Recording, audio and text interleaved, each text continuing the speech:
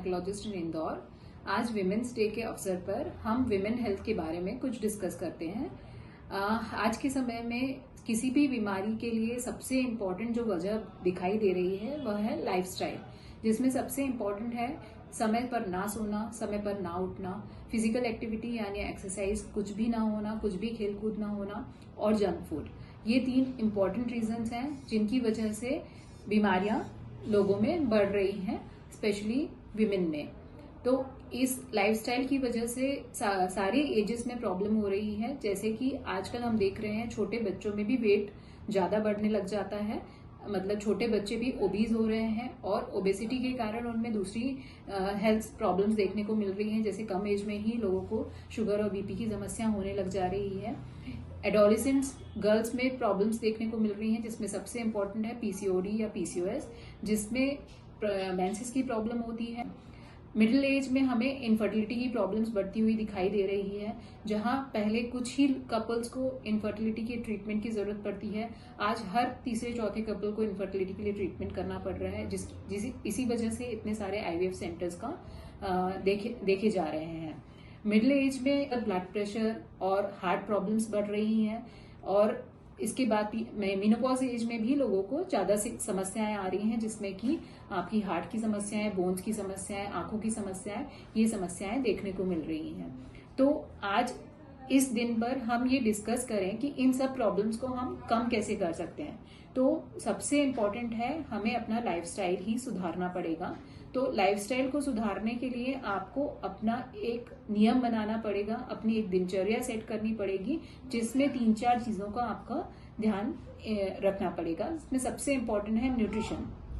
तो हमें एक बैलेंस डाइट जरूर लेनी चाहिए, जिसमें कि सारे आपको न्यूट्रिशियस एलिमेंट्स मिले, सारे विटामिन, मिनरल्स, प्रोटीन्स, कार्बोहाइड्रेट्स, ये सारे मिले। तो अभी आज के समय में सबसे इम्पोर्टेंट है कि हमें जंक फूड बिल्कुल अवॉइड करना है, घर का बना हुआ खाना खाना है, जिसमें कि आपको प्रोटीन ज्यादा इंक्लूड करना है और शुगर नहीं लेनी है। दूसरा है एक्सरसाइज। आपको अपने डेली रूटीन में कोई ना कोई फिजिकल एक्टिविटी जरूर इंक्लूड करनी चाहिए, चाहे आप 30 मिनट्स का वॉक कर सकते हैं, चाहे आप रनिंग कर सकते हैं, या फिर कोई भी एक खेल अपने एक्टिविटी में इंक्लूड कर सकते हैं जो आपके लिए फिजिबल हो। थर्ड है प्रॉपर हेल्थ चेकअप्स। ये इम्पोर्टेंट मैसेज मैं आपको देना चाहती हूँ, जो कि एक पूरी पॉपुलेशन स्पेशली फीमेल्स में बहुत ज्यादा अवॉइड किया जाता है। रूटीन हेल्थ चेकअप्स हमारे यहाँ इंडिया में बिल्कुल भी ट्रेंड में नहीं है, लेकिन समय के साथ साथ और स्पेशली कोविड के बाद में कुछ इम्पॉर्टेंट है कि हमें समय समय पर रेगुलर हेल्थ चेकअप्स करा लेना चाहिए, जिसमें आपके रूटीन ब्लड टेस्ट आते हैं, जो कि हम मेल्स में भी करते हैं, वो हमें फीमेल्स में करने चाहिए। लेकिन फीमेल्स में स्पेशली 2-3 चीजें इंपॉर्टेंट होती हैं, जैसे कि पैप्समेयर है, जो कि सर्वाइकल कैंसर स्क्रीनिंग के लिए किया जाता है। जो 30 इयर्स की एज के बाद हर महिला का ये टेस्ट होना चाहिए। मैमोग्राफी है, मैमोग्राफी ब्रेस्ट कैंसर की स्क्रीनिंग के लिए किया जाता है। ये टेस्ट भी 30 से 35 इयर्स की एज के बाद में आपको रूटीन तौर पर करा लेना चाहिए। तीसरा है हार्ट के लिए चेकअप जरूर कराना चाहिए, जिसमें आप ईसीजी और इको रूटीन चेकअप में करा सकते हैं।